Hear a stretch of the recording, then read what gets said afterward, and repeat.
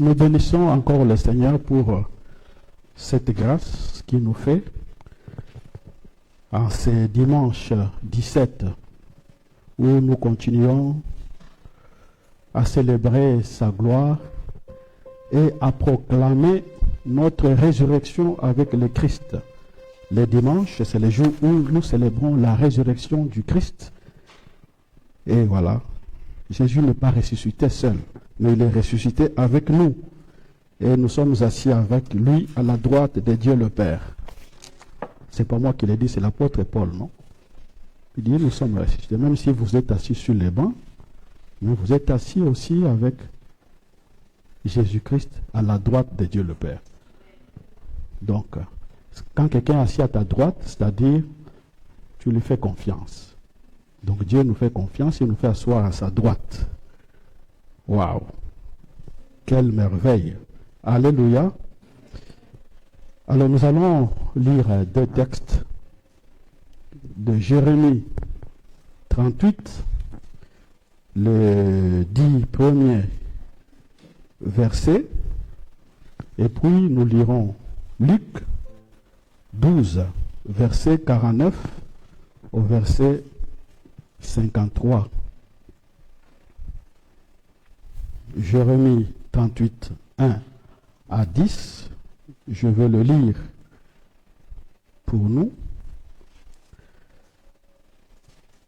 Shephatia, fils de Matan, Gedalia, fils de Pashur, Joukal, fils de Shelemia, Pashur, fils de Malkija, entendirent les paroles que Jérémie adressait à tout le peuple en disant, « Ainsi parle l'Éternel. Celui qui restera dans cette ville mourra par le paix, par la famine ou par la peste. Mais celui qui sortira pour se rendre aux Chaldéens aura la vie sauve. Sa vie sera son butin et il vivra. » Vous voyez comme nous avons au Congo, il y a un conflit avec le Rwanda. Imaginez-vous, un prophète de Dieu dit aux Congolais, dit non, pour la volonté de Dieu que vous puissiez vous donner au Rwanda. Il dit non, ne résistez pas, il faut vous donner au Rwanda. Celui qui va se donner au Rwanda sera sauvé. Donc c'est un peu ce contexte. Il dit, donnez-vous entre les mains de vos ennemis les Chaldéens et vous aurez la vie sauve. Ainsi parle l'Éternel, cette ville sera livrée au roi de Babylone, qui la prendra. En effet, et les chefs dirent au roi, que cet homme, c'est-à-dire Jérémie, soit mis à mort, car il décourage les hommes de guerre qui restent dans la ville, et tout le peuple, en leur tenant des discours, des pareils discours. Cet homme ne cherche pas le bien de ce peuple, il ne veut que son malheur. Le roi Sédéchias répondit, « Voici, il est entre vos mains, car le roi ne peut rien faire contre vous. » Alors ils prirent Jérémie et le jetèrent dans la citerne de Malkija, fils du roi, laquelle se trouvait dans la cour de la prison. Il descendit Jérémie avec les cordes. Il n'y avait point d'eau dans la citerne, mais il y avait de la boue. Jérémie s'enfonça dans la boue. Abdelmelek, l'Éthiopien, unique qui était dans la maison du roi, apprit qu'on avait mis Jérémie dans la citerne. Le roi était assis à la porte de Benjamin. Ebel-Melek sortit de la maison du roi et parla ainsi au roi. « Ô roi, mon Seigneur, ces hommes ont mal agi en traitant de la sorte Jérémie, le prophète, en le jetant dans la citerne. Il mourra de faim là où il est. car il n'y a plus de pain dans la ville. Alors le roi donna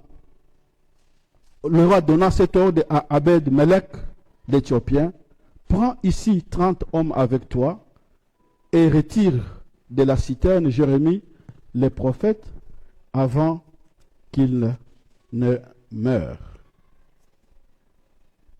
Alléluia. Le deuxième texte, c'est Jérémie 12, et plutôt Luc 12, verset 49 au verset 43. Je suis venu jeter un feu sur la terre. Et qu'ai-je à désirer si il est déjà allumé? Il est un baptême dont je dois être baptisé, et combien il me tarde qu'il soit accompli. Pensez-vous que je sois venu apporter la paix sur la terre? Non, je vous l'ai dit, mais la division. Car désormais, 5 dans une maison seront divisés, 3 contre 2 et 2 contre 3. Le Père contre le Fils et le Fils contre le Père. La mère contre la fille et la fille contre la mère. La belle-mère contre la belle-fille et la belle-fille contre la belle-mère. Alléluia.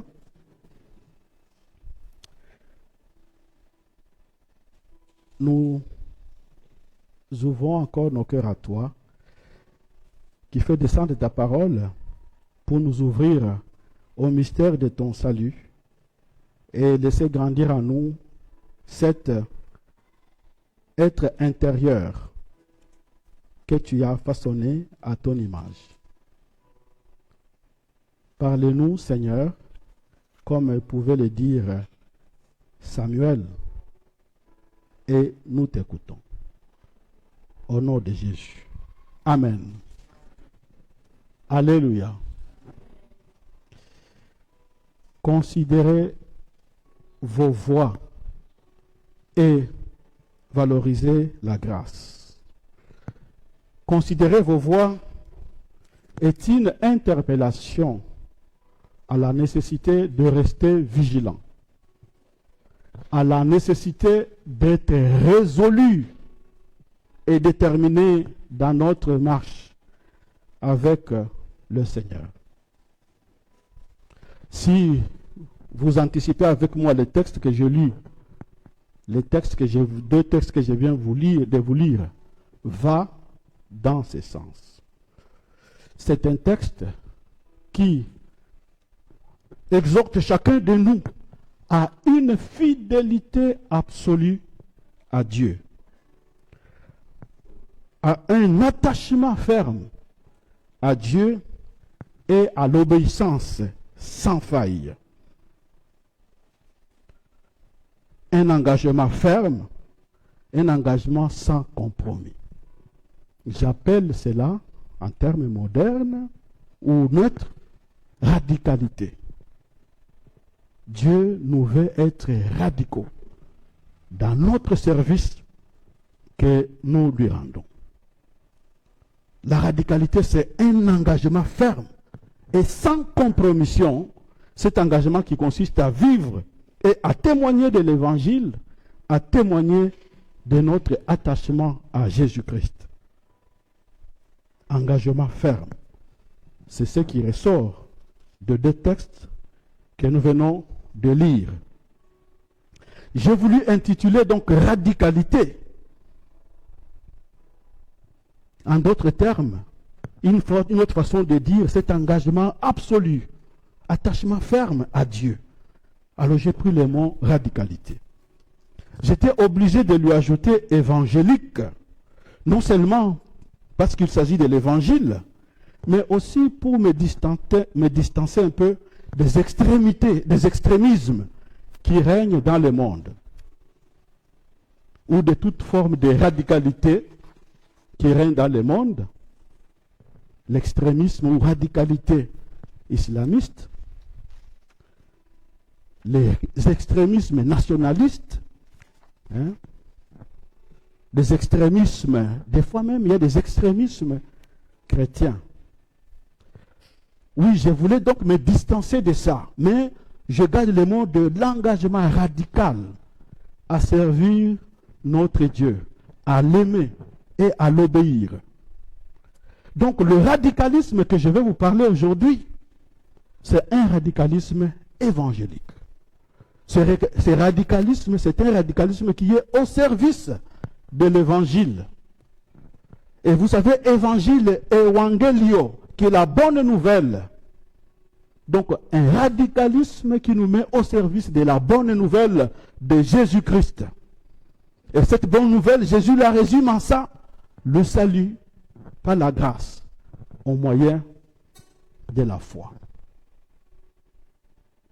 Alors frères et sœurs, laissez-moi vous dire ce matin, pour que le salut de Dieu opère ses effets dans votre propre vie, pour que le salut de Dieu puisse aussi opérer dans votre vie, et que le monde voie, parce que le monde veut voir, le monde qui est à la recherche de Dieu, veut voir les signes de Dieu.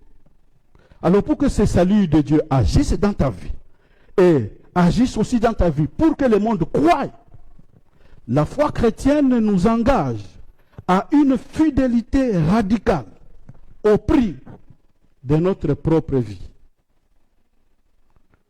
Malheureusement, très souvent, frères et sœurs, nous nous engouffrons dans les facilités chrétiennes qui, des fois même, nous poussent à faire des compromis.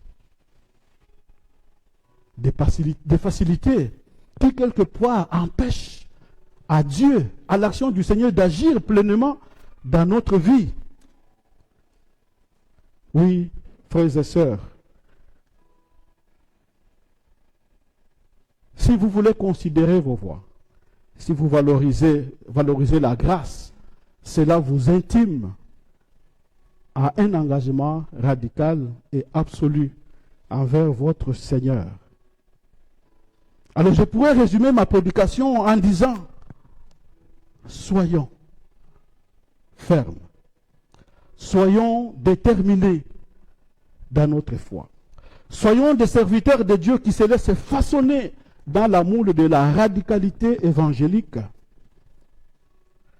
Cette radicalité que je peux résumer dans cette exhortation que l'apôtre Paul nous dit dans 1 Corinthiens chapitre 15, verset 58, c'est pourquoi, mes bien-aimés, soyez fermes, inébranlables, je peux dire radical ou radicaux, puisque nous sommes pluriels.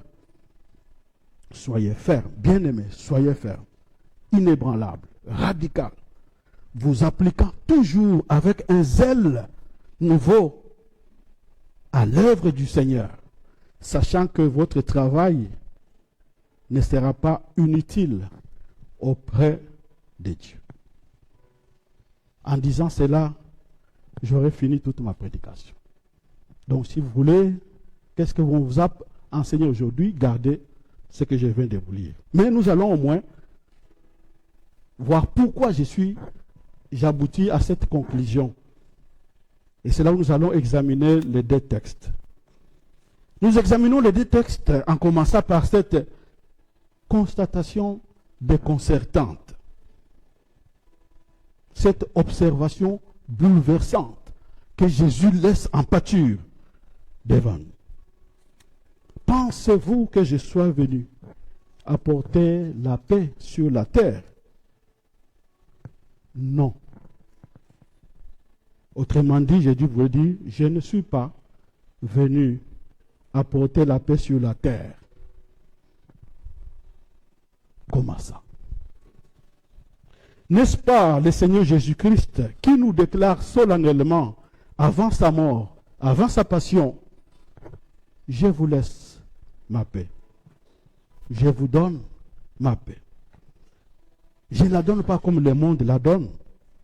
Et il va en conclure avec une paranèse, une exhortation, que votre cœur ne se trouble point. Ne vous alarmez pas. C'est Jésus qui nous le dit.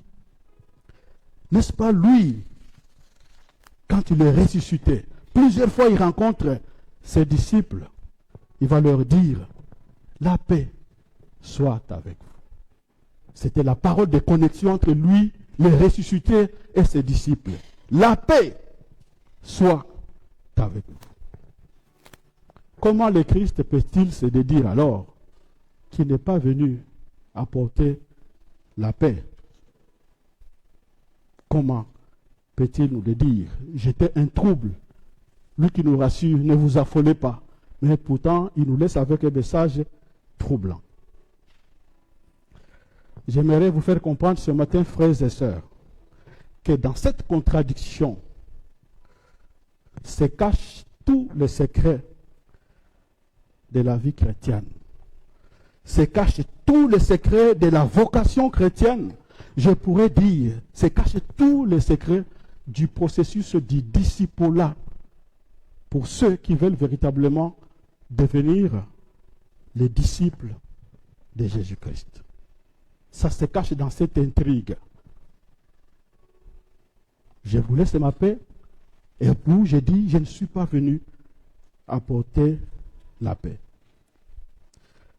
Alors, ce matin, ou cet après-midi déjà, s'il y a ceux qui veulent être vraiment les disciples de Jésus-Christ, je vous prie de prêter attention. Pendant que j'ai préparé cette exhortation, j'ai été attiré par un mot qui a été comme une clé qui m'a permis d'interpréter. Les textes, on peut l'interpréter de plusieurs manières. Peut-être un jour Dieu va encore éclairer quelqu'un d'autre à partir de notre mot. Moi, c'est le mot qui m'a éclairé, qui m'a permis de l'interpréter et de venir partager avec vous cette alchimie spirituelle, de nous laisser façonner par le Seigneur et d'être véritablement ses disciples. Alors le mot qui m'a intrigué, c'est le mot grec qu'on a traduit par le mot paix. Ce mot grec, c'est eiréné. On pourra dire, je ne suis pas venu apporter l'eiréné sur la terre. C'est à partir de ces mots que Dieu a ouvert mon intelligence pour venir partager avec vous. Ce mot grec eiréné a donné en français l'adjectif que nous utilisons, ce que nous entendons souvent, irénique. Il est irénique. Ou alors la doctrine philosophique, ou en sciences humaines, ou en sciences sociales, qu'on appelle l'irénisme. Et je pense que c'est de cela, de ces mots Irène, et comment Irénée et Irénée, que vient le nom de Irène. Qui est Irène parmi nous? Les femmes qui s'appellent Irène, ça veut dire, dans la mythologie grecque, Irène ou Irénée, c'était la déesse de la paix. Donc, si chaque fois que vous verrez une sœur Irène, vous allez lui dire non, tu dois être un artisan de paix. Alors si vous rencontrez une Irène qui est un peu méchante, il dit mais tu contredis ton nom. Et Irénée, donc Irène, c'est une porteuse de paix. Alléluia. Oh, ce mot irénique, l'adjectif irénique et irénisme a deux compréhensions. Souvent, il a une connotation positive, mais très souvent, en français, on commence beaucoup plus à l'utiliser dans un sens péjoratif. Alors qu'en grec, c'est un mot noble. Irénée, ça veut dire la paix. Alors, irénisme ou une personne irénique, le sens positif, c'est celui-ci. Une personne irénique ou l'irénisme, c'est une doctrine, un courant de pensée, un mouvement qui prône, qui valorise la coexistence pacifique entre le courant politique, la coexistence pacifique entre les religions, la coexistence pacifique entre les groupes humains, le vivre ensemble, la coexistence pacifique entre le Bété et les Baolé, qu'il n'y ait pas de problème entre vous. La coexistence pacifique entre le Mossi et le Peul, pour parler des Burkinabés. La coexistence pacifique entre les Téké et le Lari au Congo-Brazzaville. Donc voilà un peu cet irénisme. La recherche constante de la paix, de la compréhension mutuelle entre groupes humains. Il cherche à tout prix à minimiser les conflits et à sauver l'unité. C'est ça son sens positif que je voulais parler. Mais ces mots commencent beaucoup plus à véhiculer dans l'imaginaire français, francophone, une pensée péjorative. Pourquoi? Parce que cette recherche excessive de la paix se fait très souvent au détriment des exigences de justice, des exigences de la vérité. Ça peut être en quelque sorte une paix illusoire. C'est tel que, je donne l'exemple d'un pays en conflit. La Côte d'Ivoire, elle a connu un moment de conflit pendant 2010. Et après ce conflit, il y a la période post-conflit. Alors, celui qui est porté par cette approche irénique, qu'est-ce qu'il va dire? Faisons table rase. Oublions tous les problèmes.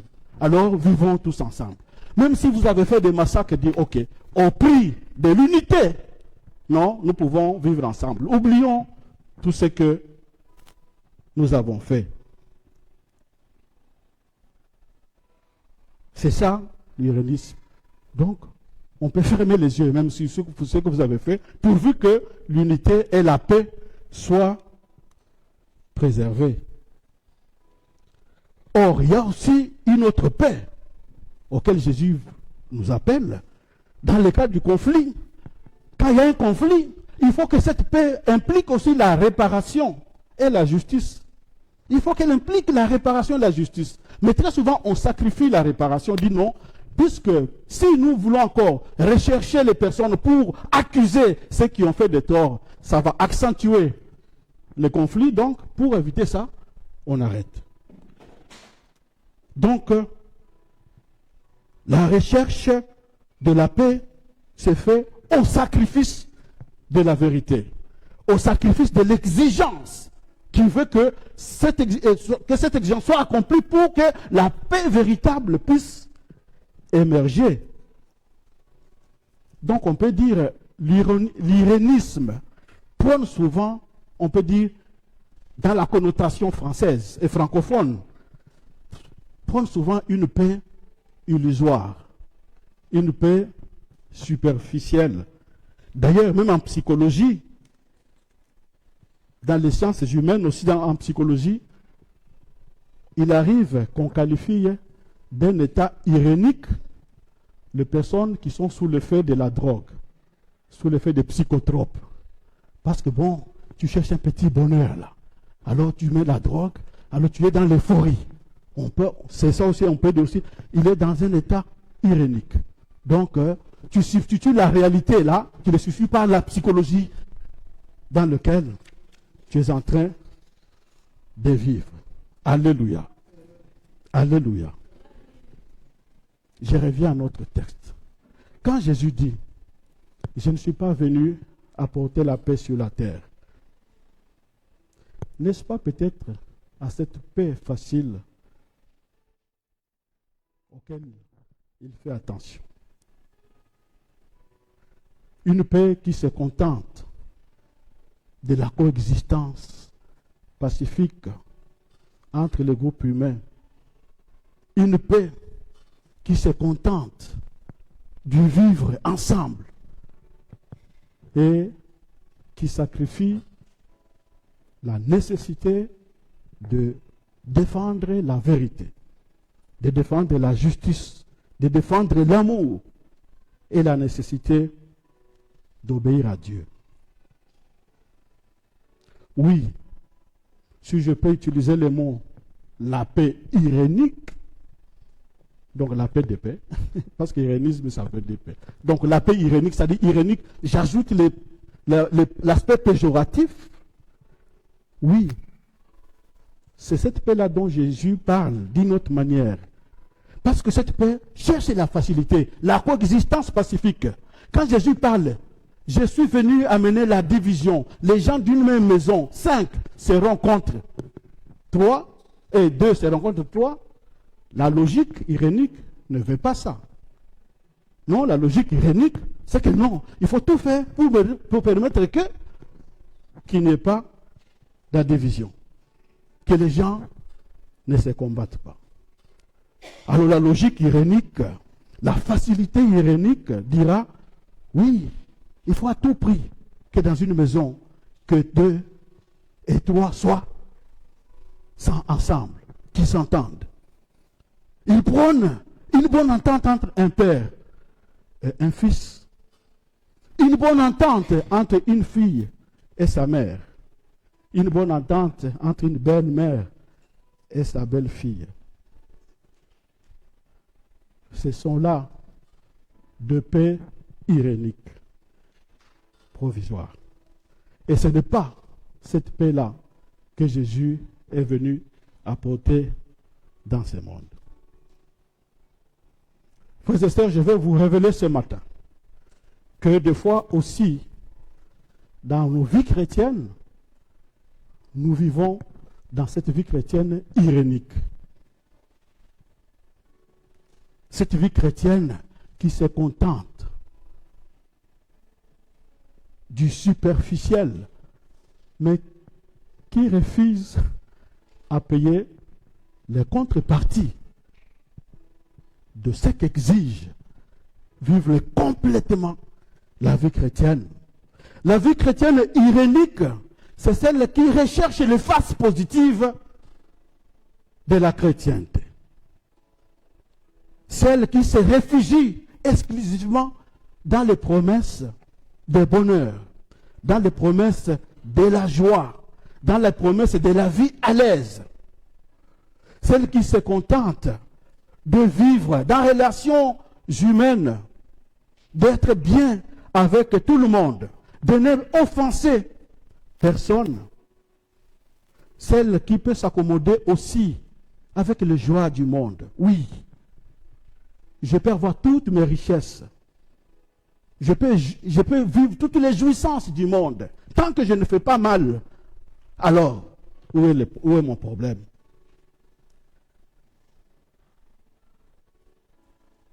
Oui, cette vie chrétienne s'accommode dans les facilités.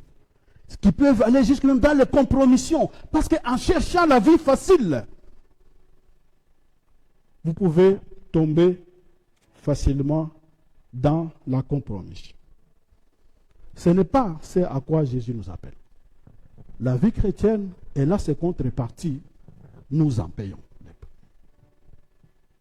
La vie chrétienne est là, sans contrepartie, nous payons de notre propre vie.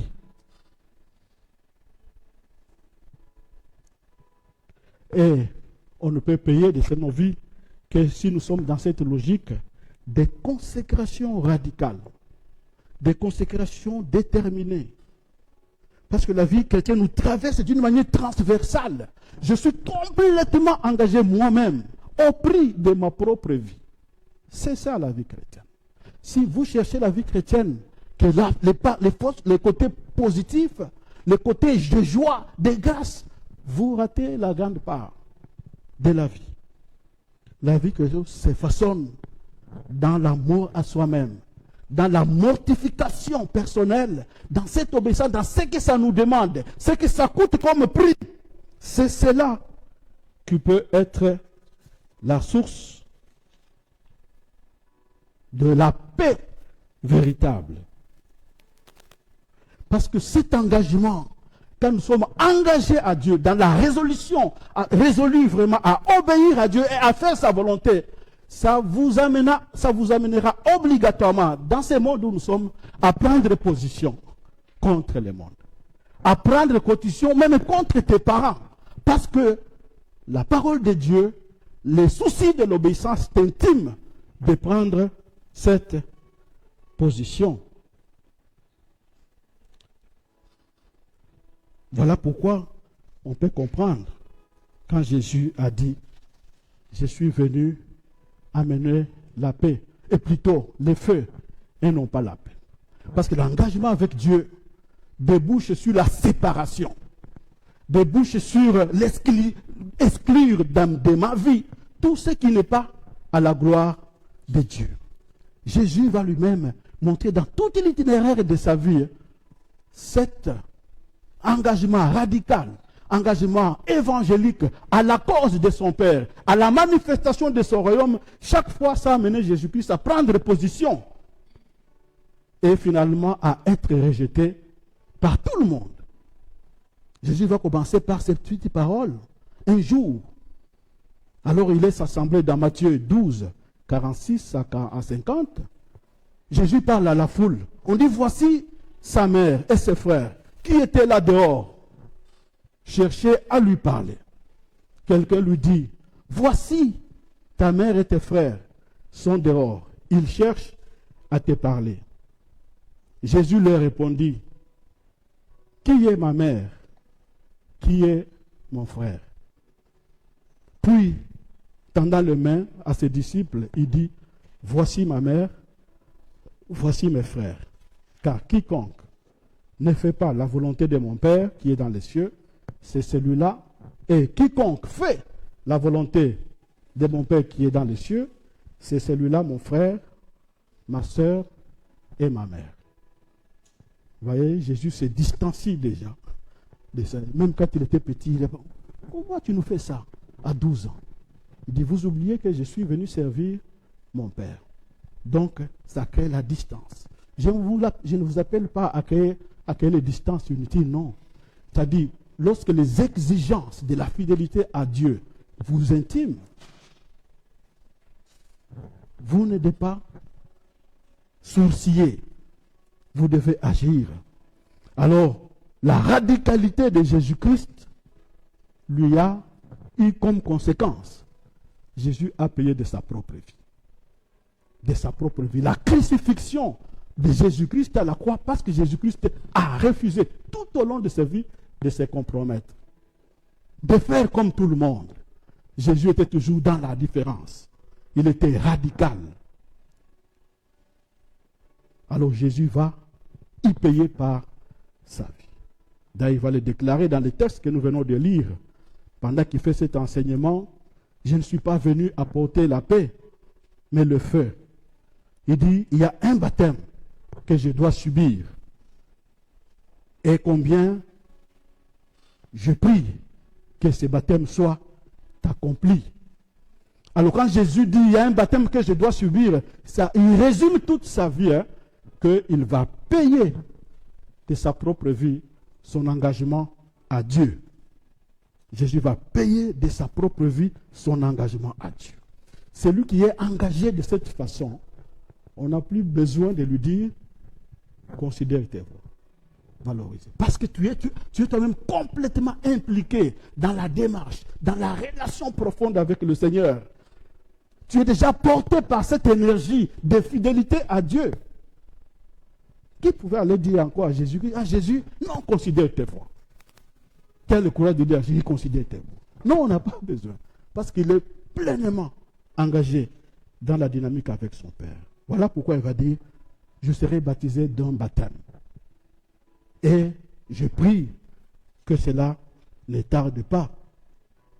Et d'ailleurs, quand Philippe et Jean vont lui poser la question, je veux être à ta droite, à ta gauche, Jésus dit, ah, vous voulez être à ma droite, à ma gauche. Est-ce que vous boirez la coupe que je vais boire et serez baptisé du baptême dont je veux être baptisé? Heureusement, Jésus leur a répondu, oui, vous boirez du baptême, de la coupe que je veux boire et vous serez baptisé du baptême dont je serai moi-même baptisé.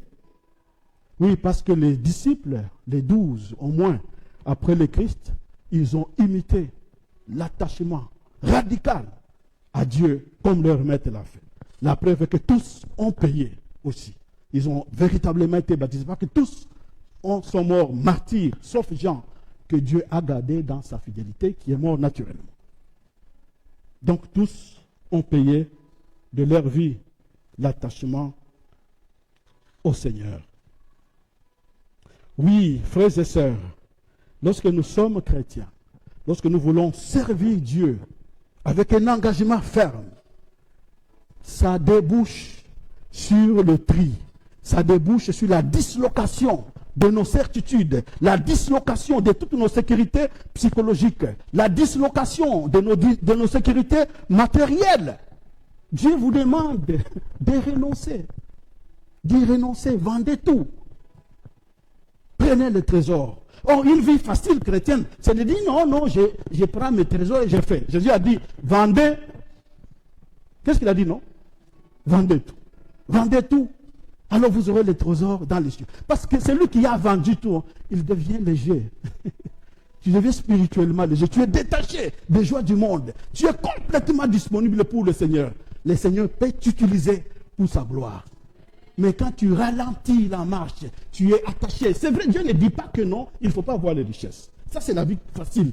J'ai mes richesses et puis je sers Dieu. Oui, Dieu ne vous demande pas de renoncer. Mais lorsque la nécessité, ça absolue l'exige, il y a un moment où je dois me distancer, même des richesses. Je dois m'en séparer. Je dois payer de ma propre vie. Alors je vous ai lu l'exemple de celui qui nous a précédé, notre aîné Jérémie. Jérémie qui a montré cet exemple de fidélité. Les gens l'appelaient à la compromission. Les gens l'incitaient pour qu'il puisse se dire comme tout le monde. Parce que il y avait la guerre entre deux ennemis. Et tout le peuple veut entendre un discours qui les rassure. Il dit non, n'ayez pas peur, vous allez vaincre tout ça. Alors, seul Jérémie avait un discours, une dissonance par rapport à tout le monde. Il dit non, l'armée ennemie va prendre la ville. Alors, ce que Dieu vous demande, c'est vous donner entre les mains. Comment puis-je être en mesure de faire face à tout le monde et que je garde moi-même mon opinion? Parce que je suis intimement convaincu que ce que Dieu m'a dit, ça vient du Seigneur. Alors, je garde ma position. Alors que toute la population, tous les chefs disent, mais roi, cet homme, il est décourage. Il nous décourage. Ce n'est pas possible. Voilà ce qu'il dit. Il décourage le peuple. Oui, je suis convaincu que si toi et moi on était là, nous allions dire comme tout le monde. Il décourage. Qu'est-ce qu'il lui est prestant? Et Dieu ne parle qu'à lui. Ce n'est pas possible. Nous avons aussi d'autres prophètes. Parce qu'il y avait aussi d'autres prophètes qui prophétisaient. J'ai dit non, vous aurez l'air. Alors il s'est singularisé. Radical dans sa position. Dieu dit, il faut vous donner. Alors vous voyez, si vous lisez le chapitre 12, il y a un moment, le roi va encore l'appeler lui-même. Dites-moi un peu, est-ce que, consulte encore pour la dernière fois Dieu, est-ce qu'il dira je vais obéir? Et comment Jérémie lui dit, tu penses vraiment que si je lui dis tu vas obéir, il ne faut pas que tu demandes encore qu'on m'arrête. Le roi a juré, dit, cette fois-ci, si tu fais, je vais obéir, je ne vais pas. Alors Jérémie a consulté le Seigneur, le même message Jérémie. Il dit, toi, il dit le roi, si tu veux sauver, remets-toi entre les mains du roi de Babylone, tu seras sauvé, toi et tes enfants. Mais si tu résistes, tes enfants, ta femme et tout, la noblesse sera déçue. Alors le roi a convenu avec lui, dit, bon, si j'y vais, on va me tuer. Alors, je comprends, je vais agir. Mais comment je vais faire? Il dit, n'aie pas peur, va te livrer, Dieu va te sauver. Et vous savez que le roi Sédéchias s'était déporté aussi, avec tout le monde. Il est parti. Mais vous savez ce que le prix a payé? Jérémie, il a été mis dans la fosse. On dit qu'il y avait de la boue. Il commence à s'engluer dedans. Notre fidélité au Seigneur a un prix. Vous pouvez aussi tomber dans la boue là, où ça vous commence à vous aspirer. Mais vous êtes radicalement attaché à Dieu. Frères et sœurs, cette exhortation nous est tous adressé aussi. Dans Hébreux, chapitre 12, verset 1 au verset 8 et 4, on dit ceci. Nous donc, puisque nous sommes environnés d'une si grande nuée de témoins, rejetons tous les fardeaux et les péchés qui nous enveloppent si facilement. Courons avec persévérance la carrière qui nous est ouverte, ayant le regard fixé sur Jésus. C'est lui qui est le chef et le consommateur, c'est-à-dire celui qui accompagne, qui fait grandir votre foi. Lui qui, en vue de la joie qui lui était réservée, a souffert la croix et a été baptisé. Il a pris position. Il a méprisé la honte. Il a méprisé les facilités dans lesquelles nous sommes souvent tentés tous de tomber. Il a méprisé les facilités. Il est allé jusqu'à la mort. Et comme récompense, il est assis à la droite de Dieu. Alléluia. Alors, qu'est-ce qu'il va dire? Considérez donc en effet celui qui a supporté contre sa personne une telle opposition. Donc toute une société comme Jérémie qui s'engroupe contre toi, tu es le seul qui porte cette opinion. Il a supporté une telle opposition de la part du péché, afin que vous ne vous laissiez point l'âme de courage. Vous n'avez pas encore résisté jusqu'au sang en luttant contre le péché.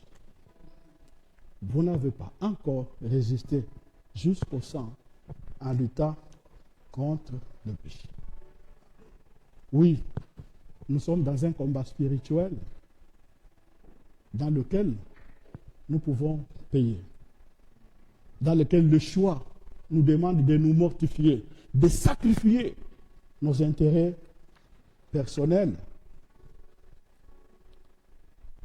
Un jour, on était ici à l'église, et puis on était en train de travailler avec l'entretien, je pense. Il y avait l'entretien, et ce jour-là a coïncidé, il y avait un grand match. Et pendant que on était en train d'entretenir ici, il y avait le match devait avoir lieu. Alors, il y avait un frère qui, parmi nous, avait ce qu'il partageait. Est-ce que, bon, que j'arrête, que j'assuive le match? Mais il était tellement préoccupé par le match, il dit, qu'est-ce que je dois faire?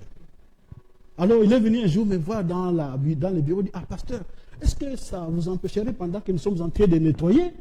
Est-ce que, bon, nous avons la télé, tout ça, est-ce qu'on peut faire passer les matchs? Comme ça va nous permettre, pendant qu'on travaille, on suit les matchs. Ah, j'ai dit que, bon, a priori, moi je ne vois pas d'inconvénient, mais si je fais ça, je ne sais pas ce que le CP va penser. Donc, vous demandez aussi d'abord l'avis du pasteur Michelson, et puis je lui ai dit, des frères, n'ayez pas peur. Voilà comment la vie chrétienne nous demande des fois des choix, de sacrifier nos intérêts. Ça, c'est un exemple palpable qui nous montre, est-ce que je quitte l'entretien pour aller suivre le match, ou alors je peux accepter du Seigneur. Moi, je ne suis pas attaché au bien du monde. Je ne peux pas laisser ma vie régentée par les valeurs du monde. Puisque je suis à ton service, Seigneur, j'accepte à l'aise de me passer de ces matchs d'aujourd'hui. J'ai au moins l'occasion de les suivre en différé. Pourquoi tu veux à tout prix les voir pendant que le match est en train de jouer? Voilà. Donc, s'il était parti, peut-être, bon, ça ne serait pas grave. Mais la recherche de facilités compromettantes. La vie chrétienne nous demande à payer les prix. L'engagement total à Dieu demande à payer les prix. Et nous devons l'exécuter. Et pourtant, quand nous sommes dans ça, Dieu ne nous abandonne pas. Dieu a déjà prié pour nous. Vous savez que le psaume, c'est le Saint-Esprit qui est en train de prier.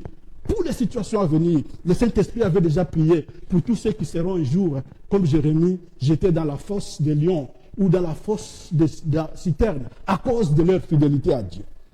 Alors, je terminerai par ce psaume 40, versets 1 à 3. J'avais mis à l'Éternel ma confiance. Il s'est incliné vers moi. Il a écouté mes cris. Il m'a retiré de la fosse de la destruction. Du fond de la boue, il a dressé mes pieds sur le roc. Il a affermi mes pas. Non seulement Dieu revigore vos membres à cause de votre fidélité, mais il y a tout un chant qui monte, le chant de louange du Saint-Esprit qui acclame la victoire que vous avez eue sur l'adversité. Il met dans la bouche un cantique nouveau, une louange à notre Dieu. Beaucoup l'ont vu, ont eu la crainte de Dieu. Oui, si vous êtes attaché, vous êtes fidèle, vous allez influencer le monde. Le monde qui cherche à voir où est Dieu, Dieu le verra. Ils verront ces dieux-là dans votre vie.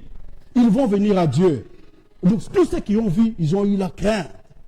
Et comme conséquence, ils se sont confiés à l'Éternel. Vous savez, notre fidélité, elle est entraînante. Notre fidélité, elle est synodale. Quand je suis fidèle, j'entraîne inconsciemment avec beaucoup de personnes dans la fidélité à Dieu.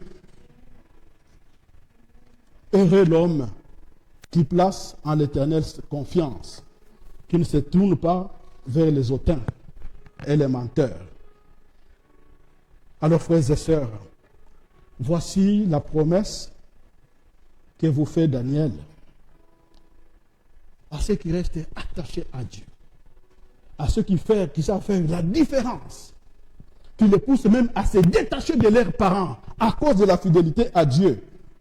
Dieu avait donné cette vision à Daniel, chapitre 12, versets 2, 3. Plusieurs de ceux qui dorment dans la poussière de la terre se réveilleront. Les uns pour la vie éternelle, les autres pour l'opprobre, pour la honte éternelle. J'en ai parlé hier, quand on était dans la petite exhortation. La honte éternelle, c'est de voir que tu as servi Dieu, mais dans la communauté que Dieu montre au ciel, on ne te trouve plus. Ça sera une honte éternelle pour toi. Ceux qui auront été intelligents brilleront comme la splendeur du ciel. Ceux qui auront enseigné la justice à la multitude brilleront comme les étoiles, toujours et à perpétuité. Alléluia. Voulons-nous briller comme les étoiles, toujours et à perpétuité?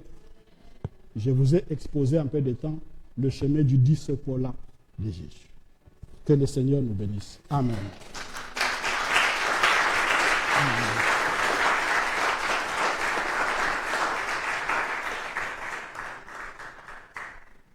Alors prions pour nous-mêmes. Dis Seigneur, si j'ai les tendances à rechercher cette vie chrétienne facile, je t'en prie Seigneur, aide-moi. Je veux aussi être un serviteur résolu, un serviteur radical, par lequel tu peux agir dans sa vie pour la transformer, mais aussi par lui toucher les mondes. En faisant ce petit chant, je vais m'enraciner en toi. Parce qu'il faut aller dans les profondeurs, les racines en Christ.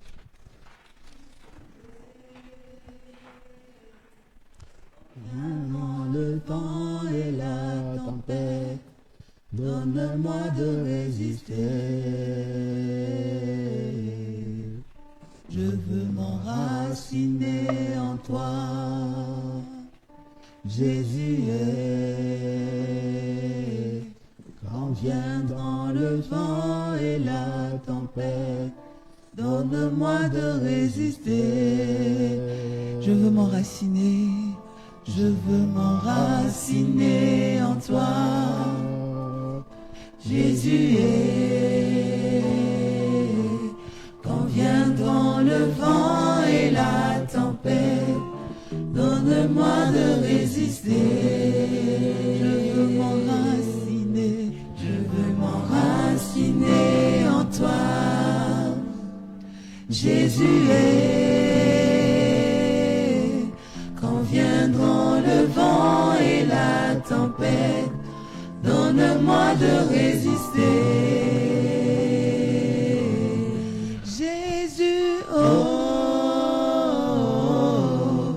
ne me laisse pas tomber. Jésus, oh,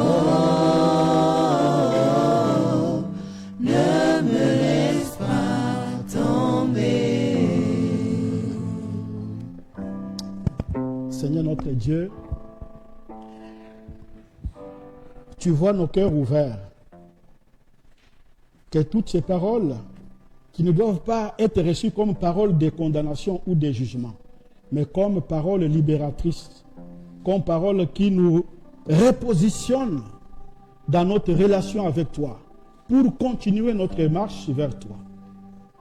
Nous te prions, ô Dieu, que toi-même féconde par ton esprit et par le sang du Christ ces paroles que nous venons de partager, pour que ta communauté ici réunie en ressorte affermie, en ressorte grandie. Nous te demandons, ô Dieu, de nous aider tous.